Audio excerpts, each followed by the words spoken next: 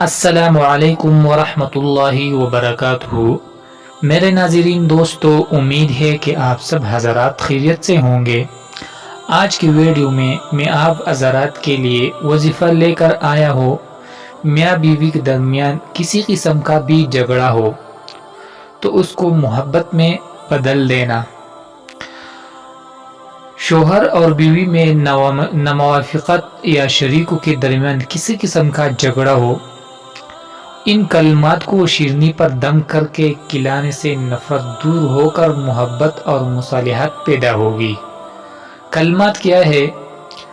طاسین طاسیم میم حامیم عین سین قاف مرج البحرین یلتقیان بینہما برزخ لا یبغیان۔